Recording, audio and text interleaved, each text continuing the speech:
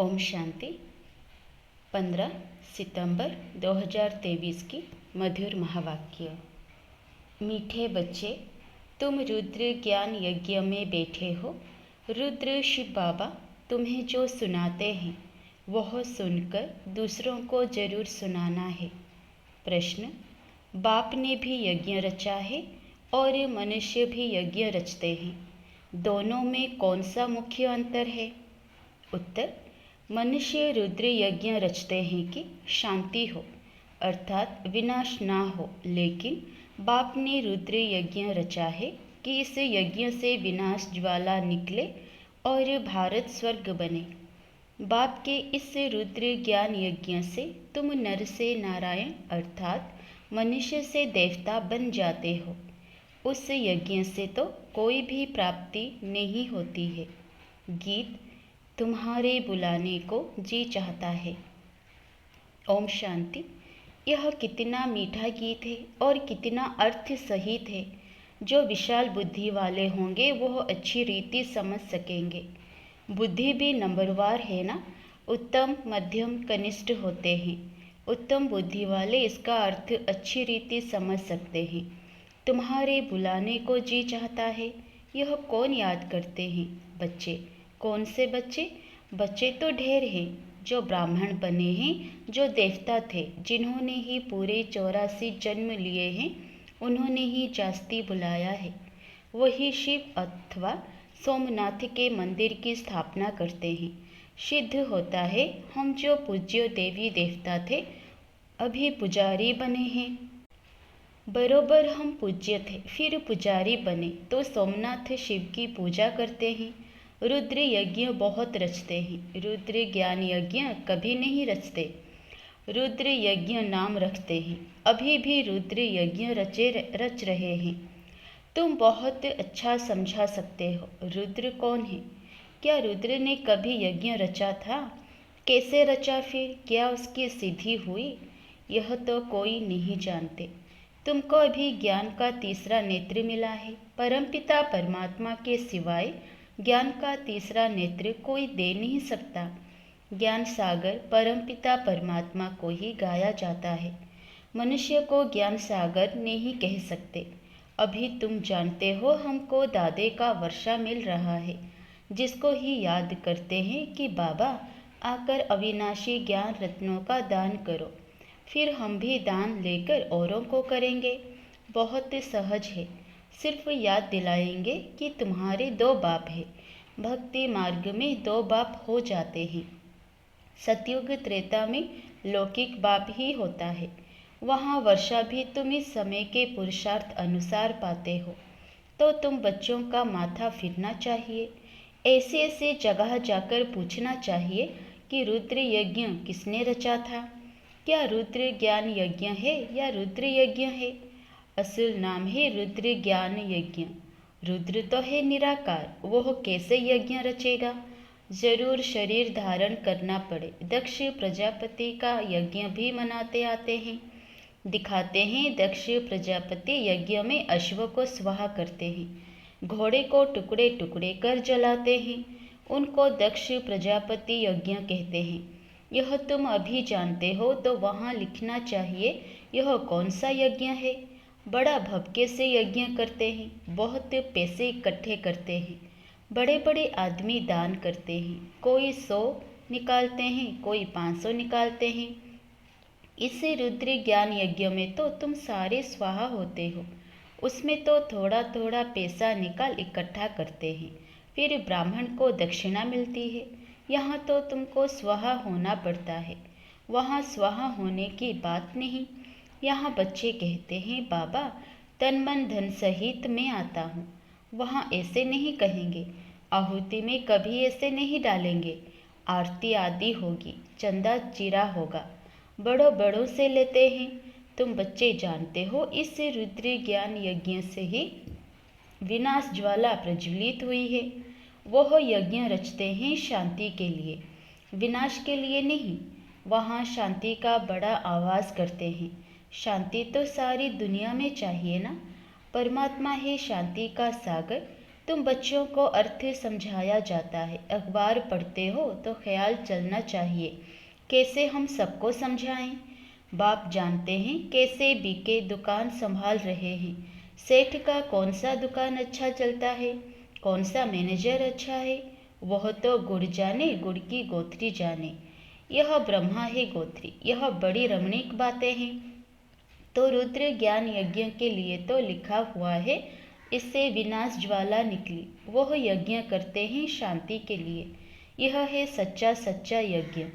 उन ब्राह्मणों के तो अनेक सेठ होते हैं, यह तुम ब्राह्मणों का एक ही सेठ है। बाप है रुद्र। रुद्र बाप को कहो, शिव को कहो, सोमनाथ को कहो। उसने ज्ञान यज्ञ रचा है जिसमें तुम बैठे हो। यह यज्ञ तो 2-4 दिन चलेगा। तुम्हारा यह रुद्र ज्ञान यज्ञ तो बहुत बड़ा है, उसमें टाइम लगता है। यह है नर से नारायण अथवा मनुष्य से देवता बनने का यज्ञ। वह तो ऐसे नहीं कहेंगे। बाप बेट समझाते हैं कैसे उन्हों को सावधान करो, बड़ों बड़ों को बोलो, यह तुम जो यज्ञ रचते हो उसमें भूल है। परमपिता परमात्मा कल्प कल्प संगम पर आते हैं। शास्त्रों में युगे युगे लिख दिया है, यह भूल कर दी है। वैसे ही रुद्र यज्ञ रचते हैं। वास्तव में रुद्र ज्ञान यज्ञ है। शिव का नाम है रुद्र, उसने ही ज्ञान यज्ञ रचा है। जैसे इब्राहिम ने अपना इस्लाम धर्म स्थापन किया, बुद्ध ने बौद्धि धर्म स्थापन किया, वैसे रुद्र का यह ज्ञान यज्ञ जिससे विनाश ज्वाला प्रज्वलित होगी।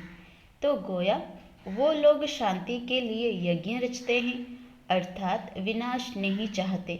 स्वर्ग की स्थापना के लिए नरक का विनाश हो तो अच्छा ही है ना। भारत है अविनाशी खंड, जरूर भारत के मनुष्य संप्रदाय बहुत ज़्यादा होने चाहिए।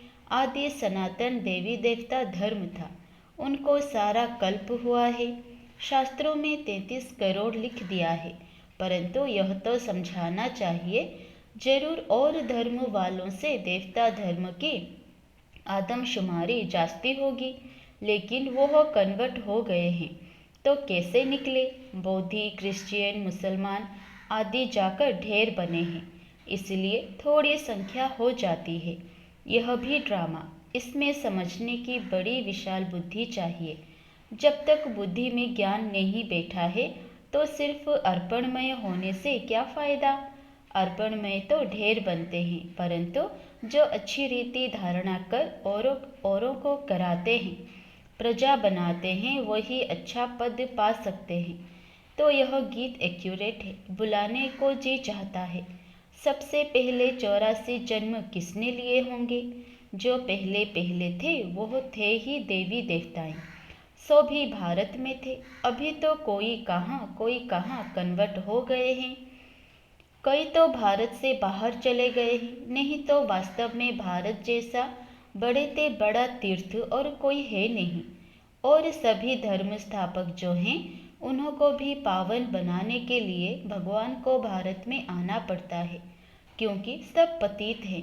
सबको पावन बनाने वाला एक है, यह तुम जानते हो। तुम्हारे में भी नंबरवार यथार्थ रीति जान सकते हैं। तुम कहेंगे हम रुद्र ज्ञान यज्ञ में बैठे हैं। ऐसा कोई यज्ञ होता है क्या जिसमें इतना समय बैठे हो? क्या बैठ करते हो? रुद्र जो ज्ञान सुनाते हैं वह सुनते ही रहते हो। जहाँ तक रुद्र बाबा इस शरीर में है सुनाते ही रहेंगे। प्रजापिता ब्रह्मा भी तो जरूर यहाँ होगा ना। ब्रह्मा का दिन और ब्रह्मा की रात गाई हुई है। सूक्ष्म वतनवासी ब्रह्मा का थोड़े ही दिन और रात बनाएंगे। वह तो सूक्ष्म वतनवासी देवता है। दिन और रात का प्रश्न यहाँ का है। ब्रह्मा की रात माना पतित, फिर वही पावन बनते हैं तो दिन होता है। ब्रह्मा को भी पावन बनाने वाला वह एक सतगुरु है। सत बाबा, सत टीचर, सतगुरु तीनों इकट्ठे हैं। पहले जरूर बाप के बच्चे होंगे, फिर पद टीचर से पाएंगे। नंबरवार है ना। यह भी बुद्धि में रहे तो कितनी खुशी रहे। तुम पहले बेहद के बाप के थे ना, यहाँ आए हो पाठ बजाने। भक्ति मार्ग में बेहद के बाप को याद करते आए हो, क्योंकि वह है स्वर्ग का रचयिता। जरूर स्वर्ग की राजाई देने वाला होगा। यह समझाना तो बड़ा सहज है, सेंसिबल ही समझा सकेंगे। वास्तव में सेंसिबल तुम ब्राह्मण हो। तुम्हारे में जो अक्लमंद हैं उनमें भी नंबरवार हैं।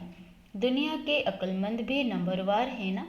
यहाँ भी जो सेंसिबल बनते जाएंगे वह जरूर अच्छा नंबर पाएंगे। हर एक अपने दिल से पूछे हम कहाँ तक सेंसिबल बना हूँ। जैसे बाबा मुरली चलाते हैं वैसे वहाँ भी तुम्हारी मुरली चल सकती है। तुम उन्हें समझाओ कि रुद्र यज्ञ और रुद्र ज्ञान यज्ञ में रात दिन का फर्क है। रुद्र ज्ञान यज्ञ रचा तो उससे विनाश ज्वाला निकली, भारत स्वर्ग बना। और यह फिर यज्ञ रचते हैं विनाश ना हो, अर्थात स्वर्ग स्थापन ना हो। यह तो उल्टी बात हो गई। तब तो बाबा कहते हैं मैं इन सब का उद्धार करने आता हूँ, रुद्र ज्ञान यज्ञ रचता हूँ। तो तुम प्रतिज्ञा करते हो बाबा हम आपसे सुनकर और सुनाएंगे। अच्छा औरों को सुनाओ, पहले यहाँ तो रिपीट करो, घड़ी घड़ी रिपीट करो, जो फिर कहाँ समझा सको। फर्स्ट क्लास पॉइंट है। उस यज्ञ में तो जो तिल आदि डालते हैं, मेरे रुद्र ज्ञान यज्ञ में तो सारी पुरानी दुनिया की सामग्री स्वाहा हुई थी। परंतु यह सब बातें कोई की बुद्धि में अच्छी रीति धारण नहीं होती। बाप को याद नहीं करते हैं तो बुद्धि का ताला नहीं खुलता। बाबा कहते हैं हम भी क्या करें, इस समय सबकी बुद्धि पतित है, उनको पावन बनाता हूँ। जो मेरे को याद नहीं करते उनमें धारणा नहीं हो सकती। बुद्धि का ताला कैसे खुले, याद से ही खुलेगा। मोस्ट विलव्ड बाप है, उनकी बड़ी महिमा करते हैं। शिव बाबा की कितनी महिमा है, शिव की पूजा भी होती है, तो ज़रूर आता होगा ना। बिगर ऑर्गन्स क्या आकर करेंगे।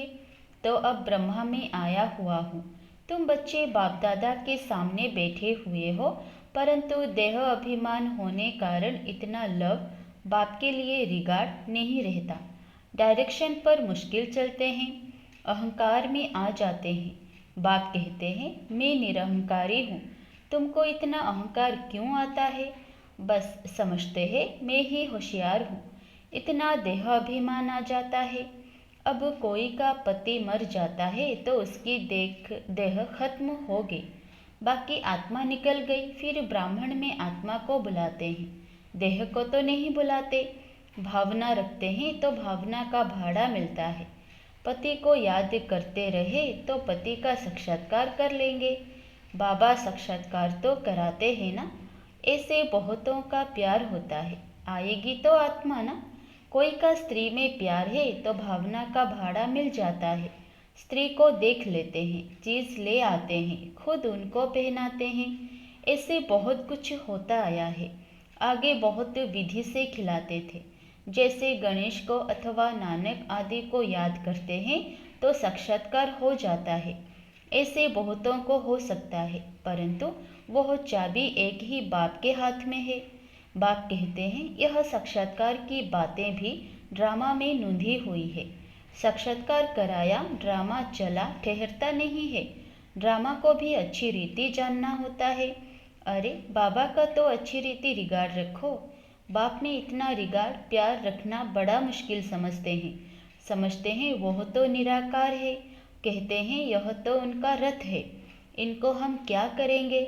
हम तो निराकार को ही याद करेंगे। अच्छा निराकार की गोद में जाकर दिखाओ, निराकार साथ खाओ पियो, तुम इनके पास क्यों आते हो। कहते हैं नहीं बाबा आप इसमें हो, आपको ही इसमें विराजमान समझ चलते हैं। यह बड़ा मुश्किल इसकी बुद्धि में रहता है।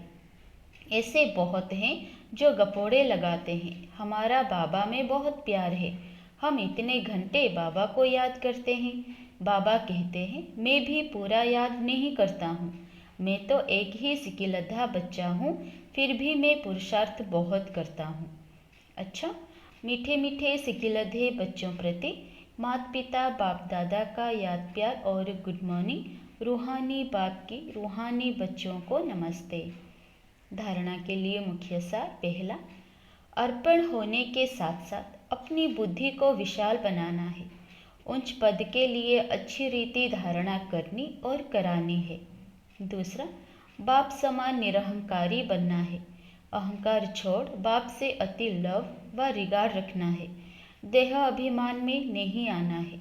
वरदान, मालिक बन कर्म इंद्रियों से कर्म कराने वाले कर्म योगी कर्म बंधन मुक्त भव। ब्राह्मण जीवन कर्म बंधन का जीवन नहीं, कर्म योगी जीवन है। कर्म इंद्रियों के मालिक बन जो चाहो जैसे चाहो जितना समय कर्म करना चाहो वैसे कर्म इंद्रियों से कराते चलो तो ब्राह्मण सो फरिश्ता बन जाएंगे। कर्म बंधन समाप्त हो जाएंगे। यह देह सेवा के अर्थ मिली है। कर्म बंधन के हिसाब किताब की जीवन समाप्त हुई। पुरानी देह और देह की दुनिया का संबंध समाप्त हुआ, इसलिए इसे मर्जीवा जीवन कहते हैं। स्लोगन, दिलाराम के साथ का अनुभव करना है तो साक्षीपन की स्थिति में रहो। अच्छा, ओम शांति।